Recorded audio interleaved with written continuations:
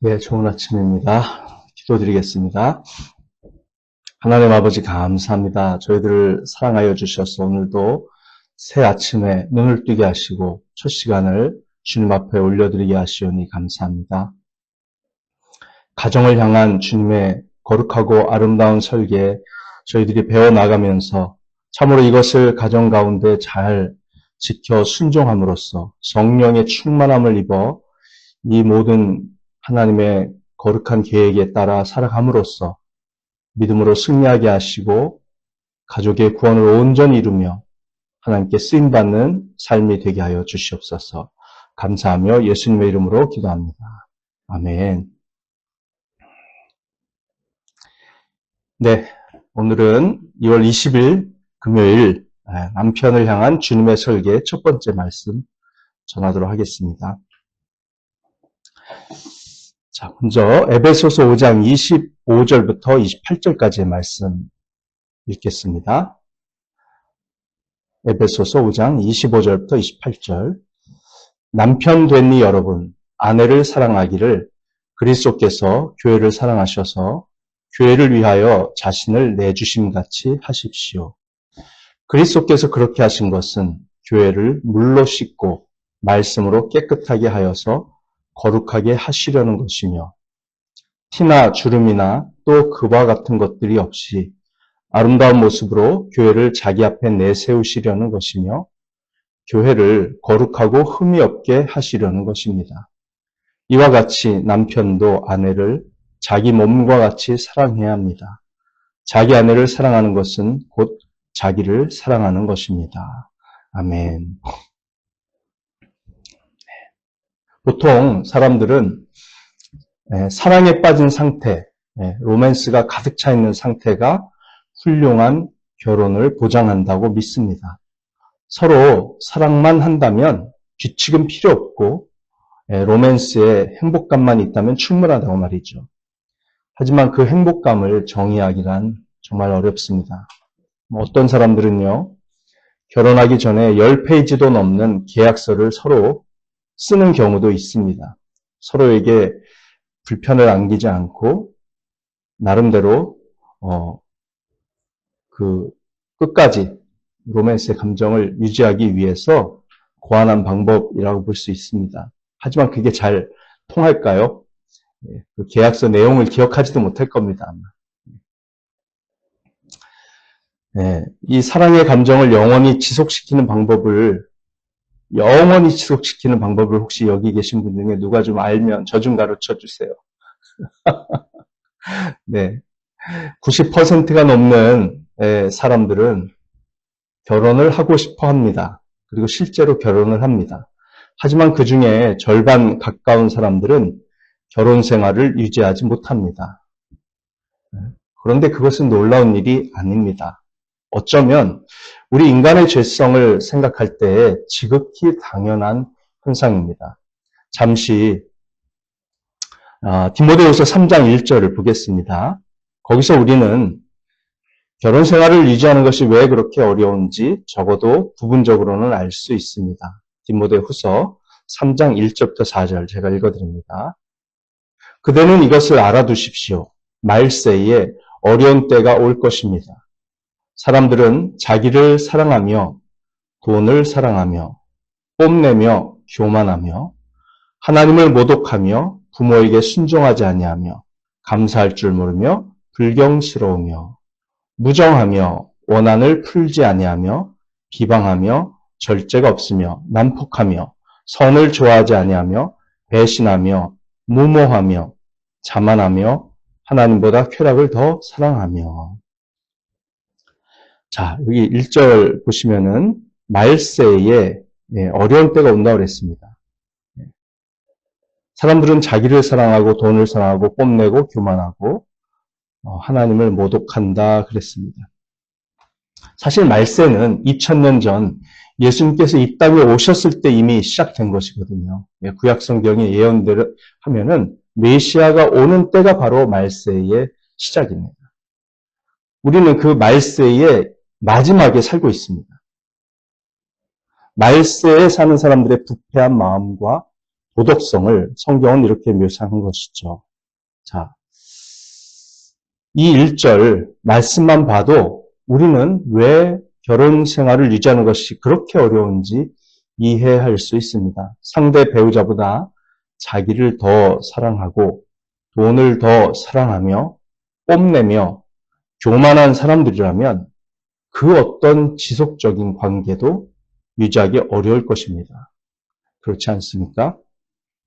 그뿐만 아니라 하나님을 모독하며 부모에게 순종하지 않으며 감사할 줄 모르며 불경스러우며 무정하며 원한을 풀지 아니한다고 합니다. 참고로 여기서 무정하다라고 하는 헬라어 단어가 아스토르고이라는 그리스어 단어인데요. 가족에 대한 정상적인 사랑의 태도를 결여했다라는 것을 뜻하는 단어입니다. 가족에 대한 정상적인 사랑도 못하는 사람. 가족을 사랑할 때 정상적인 방법으로 사랑할 줄 모르는 사람을 무정하다라는 헬라어 단어로 표현을 했어요. 말세의 그 붕괴 현상 중에 하나는 가족을 정상적으로 사랑할 줄 모르는 것입니다. 가족 사랑의 죽음이 바로 말세의 현상 중 하나입니다. 말세의 사람들은 비방하며 절제가 없으며 난폭하며 선을 좋아하지 아니하며 배신하며 무모하며 자만하며 하나님보다 쾌락을 더 사랑합니다.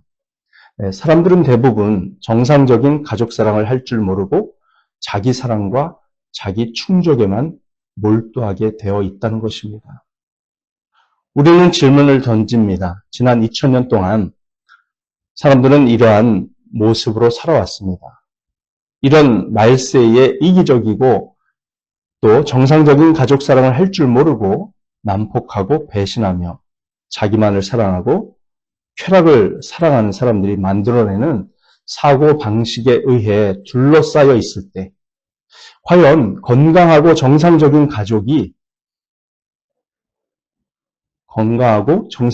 가족이라는 게 살아남을 수 있을까요? 그런 가족이 유지될 수 있을까요? 아니, 정상적인 가족을 찾아볼 수 있기나 한 걸까요? 우리가 살고 있는 세상, 즉 기독교 신앙을 거부하는 부도덕한 문화에 의해 성경적인 가족의 가치가 공격을 받고 있고 또 내부적으로는 가족 안에서는 성별 간의 갈등이 있고 여성은 남성을 지배하려 하고 남성은 여성을 억압하고 통제하려 하는 그런 싸움이 계속된다면 과연 결혼에 희망이 있을까요? 에베소서 5장에 의하면 가정에 희망은 있습니다. 성경적인 가치를 지킬 수만 있다면 당연히 희망이 있습니다. 우리가 하나님의 말씀에 다스림을 받고 성령의 충만함을 받는다면 가정은 새 속의 거센 물결 속에서도 보호받을 수 있습니다.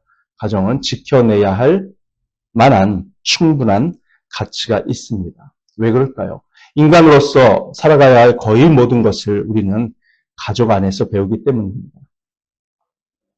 행복, 기쁨을 함께 나누기, 함께 슬픔과 좌절을 극복하기, 양보하고 희생하기, 축하하고 격려하기, 함께 공동의 목표를 달성하기 등이 그런 것들이죠.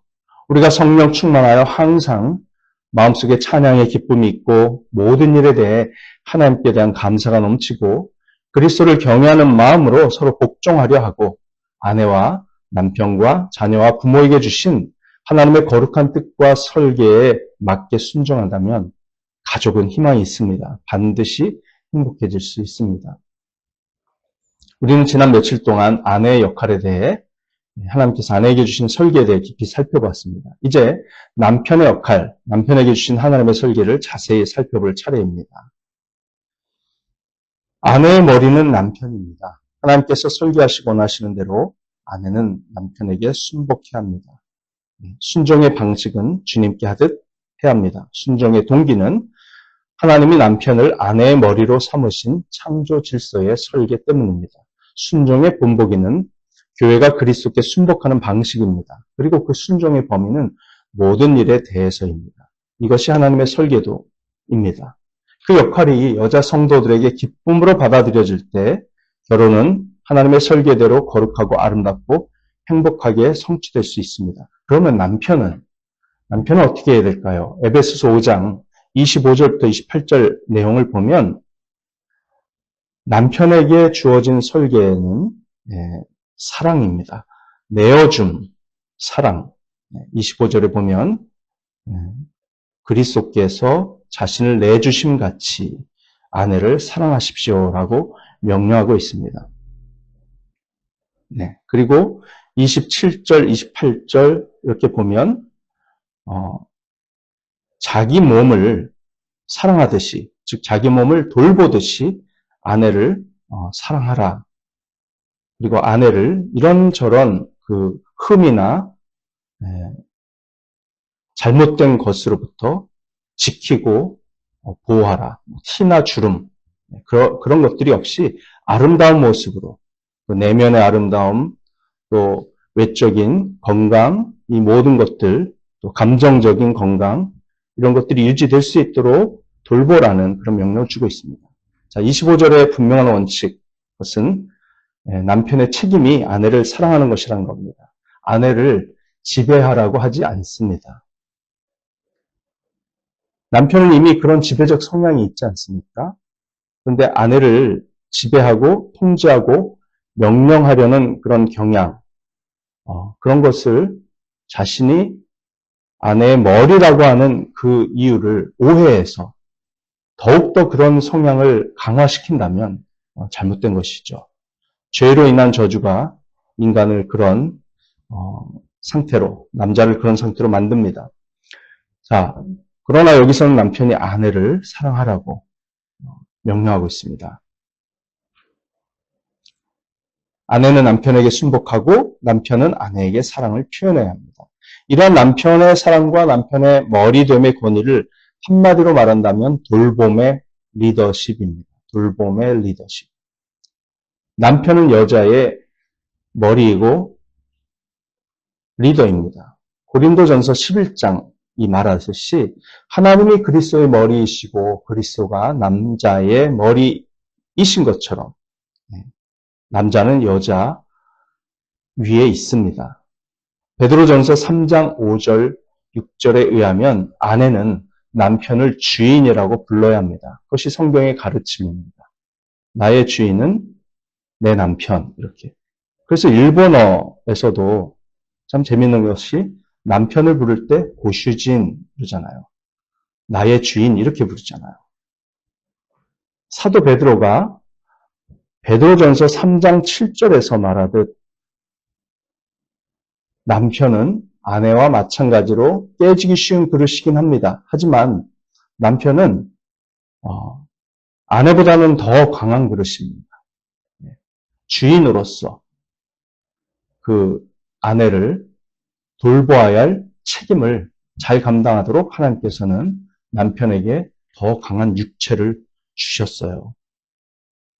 자, 남편은 아내에게 방향을 제시하고 아내에게 필요한 것을 공급하며 아내를 이끌 책임을 가지고 있습니다. 그러나 그것은 사랑의 맥락 안에서 이루어져야 합니다. 사랑 없이 그러한 일을 행해서는 안 된다는 것이 성경의 가르침입니다. 골로새서 3장 19절은 이렇게 말합니다. 남편 되니 여러분 아내를 사랑하십시오. 아내를 모질게 대하지 마십시오. 모질게 대하지 말라 이렇게 말씀합니다. 개역개정은 그 말씀을 이렇게 표현했어요. 남편들아 아내를 사랑하며 괴롭게 하지 말라. 남편의 거칠고 지배적인 성향 때문에 두 사람 사이에는 사랑이 사라질 위험이 항상 존재합니다. 남편은 사소한 폭군이 될 수 있습니다. 남편이 사랑으로 자신의 리더십을 행사하지 않을 때 돌봄이 아니라 지배가 되어버릴 위험이 있습니다. 남편의 머리됨은 돌봄의 리더십이 되어야 합니다. 사랑의 머리됨, 사랑의 지도력, 애정이 담긴 이끌기여야 합니다. 이제 이 명령 속에 담긴 하나님의 뜻을 더 깊이 살펴보도록 하겠습니다. 그 뜻이 놀랍도록 선명하게 드러나기 때문이죠. 자, 이 사랑의 방식을 이야기해 보겠습니다. 25절로 돌아가 보면요. 남편 되니 여러분 아내를 사랑하십시오. 어떻게요?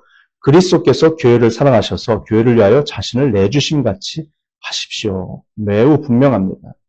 이것은 자기 희생의 사랑입니다. 지배하는 사랑이 아닙니다. 여러분은 그리스도께서 교회를 사랑하시고 자신을 내어주신 것처럼 아내를 사랑해야 합니다. 이것이 바로 사랑의 방식이며 그리스도께서 교회에 베푸신 것과 동일한 사랑입니다. 사도행전 20장 28절에는 하나님께서 자기 아들의 피로 사신 교회라는 표현이 나옵니다. 예수님은 자신의 피, 즉 생명을 내어주어 사탄으로부터 사람들을 구해내고 교회를 이루실 만큼 교회를 사랑하셨죠. 예수님은 교회를 세우기 위해 자신의 생명과 피를 우리의 몸값으로 대신 지불하셨습니다. 로마서 5장 8절에서는 예수님께서 사랑받을 가치나 자격이 없는 죄인들을 위해 죽으심으로써 큰 사랑을 보여주셨다고 말합니다. 로마서 8장 31절 이하를 보면 하나님의 사랑은 절대 끊어지지 않고 변치 않는 영원한 사랑으로 묘사됩니다. 하나님은 우리를 절대로 놓지 않으시고 우리가 그 사랑에서 끊어지지 않도록 하실 만큼 우리를 사랑하십니다. 남편의 아내에 대한 사랑도 이와 닮아야 합니다. 남편들은 아내를 사랑한다고 생각하고 있을 겁니다. 하지만 그 기준이 무엇입니까? 한 사람의 구원을 위한, 교회를 위한 예수 그리스도의 사랑입니다. 자신의 생명을 내어주어 살릴 만큼의 희생적인 사랑입니다. 그것이 아내에 대한 사랑의 기준입니다. 그러니 우리 남편들이 아내를 충분히 사랑하고 있다고 말할 수가 있을까요? 항상 우리는 또 반성하고 회개하고 하나님께서 우리에게 주신 설계도의 목표에 따라서 나아갈 수 있도록 계속 전진해야 할 것입니다. 성경은 아내가 이처럼 놀라운 사랑을 받아 마땅한 존재라고 가르치고 있습니다. 아내에 대한 사랑의 기준을 이처럼 높이고 아내가 그리스도의 사랑의 성격을 닮은 사랑을 남편으로부터 받을 가치가 있다고 가르친 이 복음은 당시 로마 세계에서 솔직히 혁명적이었습니다. 로마 제국이 어떤 상황이었는지 아십니까? 로마의 작가 카토는 이렇게 말했습니다. 아내가 불륜을 저지르는 현장을 목격했다면 재판 없이 죽여라. 그러나 아내가 당신의 불륜 현장을 잡았다면 그녀는 감히 당신에게 손가락 하나 대지 못할 것이다. 그녀에게는 그럴 권리가 없다. 당시 로마 제국의 작가 카토의 글로 봤을 때 분명히 그 부부 사이에 얼마나 커다란 차별이 있었는지 알 수 있습니다. 로마 제국은 남편과 아내 사이에 심각한 이중 기준이 존재했었어요. 로마 제국에서 남성은 아내와 딸을 포함한 여성 인구 전체를 완전히 통제했으며 언제든지 그들의 생명을 앗아가도 법적으로 범법이 되지 않았습니다. 그러니 바울이 남편들에게 그리스도께서 교회를 위해 자신을 내어주신 것처럼 아내를 사랑하고 목숨을 바쳐라 라고 말한 것은 정말 그 시대에 혁명적인 내용이죠. 완전히 뒤집어버리는 그런 내용입니다. 로마 제국에 살던 그리스도인들에게 그것은 얼마나 큰 충격이었을까요? 이것은 당연히 오늘날에도 혁명적인 가르침입니다. 현대 사회에서는 남성이 기본적으로 아내에게 이렇게 말하고 있습니다. 일본에서 더 그런지도 모르겠습니다. 당신이 내 인생에서 원하는 것을 충족시켜 주기만 하면 내 아내가 될 수 있다. 그러나 당신이 그걸 멈추면 나는 다른 사람을 찾겠다. 그렇지 않습니까? 오늘날 세상은 그렇게 돌아갑니다. 그러므로 아내를 자신의 생명을 바칠 정도로 사랑해야 하는 대상이라는 이 말씀은 아내를 욕구 충족의 대상으로 여기기 쉬운 이 세상의 가치관 속에서 혁명적일 수밖에 없습니다.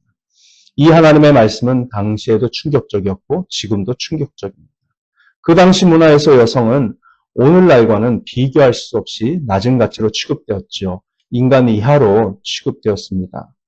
노예나 짐승처럼 여겨지는 경우가 많았습니다. 여성은 투표권도 없었고 전적으로 남편의 권한 하에 있었습니다. 남성들은 여성에 대한 잔혹한 지배와 통제를 완전히 행사하며 저주받은 것을 그대로 실현하고 있었습니다. 하나님께서는 예수님의 십자가와 부활의 복음을 통해 가정을 재정의하셨고 바울을 통해서 그러한 잘못된 남성의 지배적인 리더십을 돌봄과 사랑의 리더십으로 바꾸어야 한다고 폭탄과도 같은 선언을 하셨습니다. 그것은 왜곡되고 병든 가정과 사회를 바꾸시고 싶어 하시는 하나님의 역사적인 개입임에 틀림없습니다. 아내에 대한 남편의 사랑은 자기 욕구를 충족하기 위한 사랑이 아니라 자기 희생적인 사랑이어야 합니다. 겸손하고 이기심 없는 사랑에서 나오는 권위여야 합니다. 사도 베드로는 아내에 대한 남편의 이 사랑과 권위를 색다르게 표현하였어요. 베드로는 늘 자신의 아내를 데리고 다니며 선교 사역을 하였지요. 베드로전서 3장 7절입니다. 베드로전서 3장 7절. 남편 되니 여러분, 이와 같이 여러분도 아내가 여성으로서 자기보다 연약한 그릇임을 이해하고 함께 살아야 합니다. 그리고 생명의 은혜를 함께 상속받을 사람으로 알고 존중하십시오. 그리해야 여러분의 기도가 막히지 않을 것입니다. 얼마나 위대한 말씀입니까? 자, 여기에는 여러 가지 내용이 담겨 있는데요. 여러분께 기억하기 쉽게 세 가지 C를 말씀드리겠습니다. 여기 영어 성경에 있는 표현과 내용을 종합하면 3C가 될 수 있습니다. 첫째, 배려입니다. 배려. 배려는 consideration인데요. 영어 성경에 아내 이해하고 함께 살아라라고 할 때 영어 성경에는 considerate라고 되어 있어요. 그리고 considerate라는 단어 대신 understanding이라는 단어를 또 쓰기도 했습니다. 이것은 아내를 이해하는 마음으로 함께 살아가라는 것입니다. 배려죠, 배려. 아내의 섬세한 감정을 이해하라는 것입니다. 사실 대부분의 남자들은 아내의 감정을 이해하지 못합니다. 남자들은 그런 섬세하고 복잡한 감정을 가지고 있지 못하기 때문입니다. 아내의 기질과 성격에 따라 섬세한 감정이 나타나는 양상도 가정마다 다 다를 것입니다. 네. 그런데 한 가지 좋은 소식은요. 남편에게 좋은 소식은 남편이 모든 성향의 여성의 복잡하고 섬세한 감정을 다 이해할 필요는 없다는 것입니다. 자신의 아내의 감정을 이해해 주기만 하면 됩니다. 그럼 부부간에 문제가 없어요. 여러분, 모든 여성의 그 복잡하고 섬세한 감정을 다 종합적으로 가진 여자가 있나요? 그 여자들끼리도 아시죠? 서로 조금씩 다르지 않습니까? 저 사람은 이런 걸 굉장히 신경 쓰는데 나는 또 그렇지 않고. 그런 차이가 있습니다. 그래서 우리 남자들한테는 희소식이에요. 남편들한테는. 네. 이처럼 아내를 이해하고 함께 살라는 말씀은 남성 우월주의적 사고방식, 세련되지 못한 고리타분한 고집, 이기적인 사고방식과는 정반대되는 태도를 가지라는 것입니다. 이해심, 감수성, 아내의 필요를 채워주고 아내의 감정, 즉 아내의 두려움, 불안, 걱정, 목표, 꿈, 소망을 이해하라는 것입니다. 남편들은 아내의 마음을 이해하려고 애써야 합니다. 아내들의 감정이 섬세하다 보니 남편보다는 더 상처받기 쉽고 감정적으로 가라앉기 쉽습니다. 그러한 점을 이해하고서 함께 살아야 한다는 것이죠. 자, 여기 이제 understanding이라고 쓰여진 그 영어 성경 번역본이 있는데 우리말에도 이해라는 말을 썼죠. 그러니까 아내의 입장이 되어보라는 것입니다. understanding이라는 것은 상대방의 위치에 서보라는 것이잖아요. 그래야만 아내를 consideration, 배려를 할 수가 있습니다. 두 번째 C는 기사도 정신입니다. 치발리예요. 기사도 정신. 7절에서 말하길 아내가 여성으로서 자기보다 연약한 그릇이라는 점을 기억하라고 합니다. 연약한 그릇이라는 것은 뭐 감정도 물론 포함됩니다만 기본적으로는 육체적인 연약함입니다. 남자와 여자 육체가 차이가 있다는 뜻이죠. 아무래도 남자는 그 아내보다 육체적으로 강하고 아내는 약합니다. 아내는 깨지기 쉽고 힘이 약하고 더 잘 돌봐주어야 합니다. 아내는 남편보다 평균 1시간을 더 자야만 똑같이 피곤이 풀린다는 실험 결과도 있습니다. 네, 진짜예요. 아내가 잠을 많이 잔다고 핀잔을 주지 말아야 합니다. 남자들이요, 여성에게 육체적 약점이 있음을 이해하십시오. 하나님은 아내로 하여금 남성의 힘과 보호 아래에 있도록 설계하셨습니다. 아내는 우리의 힘이 필요합니다. 남편들은 기사도 정신을 발휘해서 아내를 연약한 그릇처럼 대하고 육체적으로 아내의 힘이 되어 주어야 합니다. 세 번째 C는 교감입니다. 교감. 커뮤니언, 교감. 베드로전서 3장 7절의 뒷부분은 이렇게 말합니다. 그리고 생명의 은혜를 함께 상속받을 사람으로 알고 존중하십시오. 입니다. 자, 남녀는 육체적으로는 불평등합니다. 남자가 여자보다 더 강합니다. 하지만 영적으로는 평등합니다. 남자나 여자나 생명의 은혜를 함께 상속받습니다. 천국에 함께 들어갑니다. 남편과 아내는 힘에서는, 육체적 힘에서는 차이가 나도 영적으로는 동등한 존재이죠. 남편은 아내를 그런 점에서 존중하는 마음으로 대하여야 합니다. 동등한 영적인 은혜를 나눌 수 있는, 교감할 수 있는, 커뮤니언 할 수 있는 신앙생활의 친구와 동반자로서 대하여야 합니다.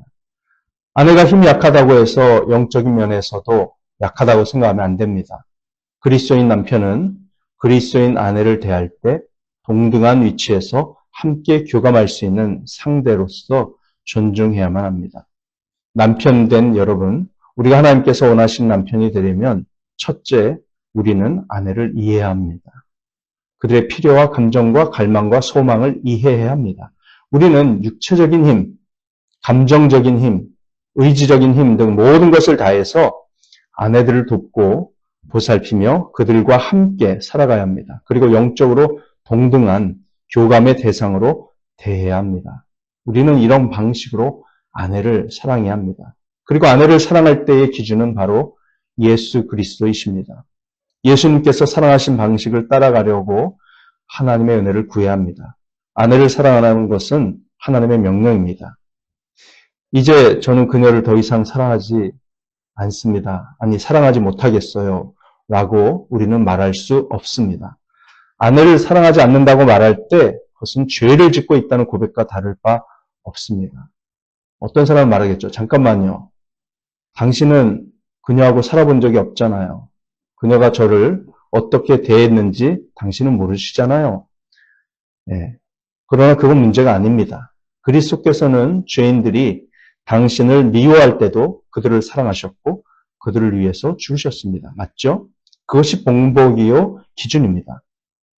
물론 감정을 무시하자는 것은 아닙니다. 하지만 우리 남자들이 예수님을 통해서 하나님의 참된 사랑을 받은 것을 늘 기억한다면 아내를 그러한 사랑으로 진정으로 사랑할 수 있고 그러면 사랑의 감정이 더욱 풍성해지고 부부간의 우정이 깊어지며 짜릿한 행복감도 느낄 수 있게 될 것입니다.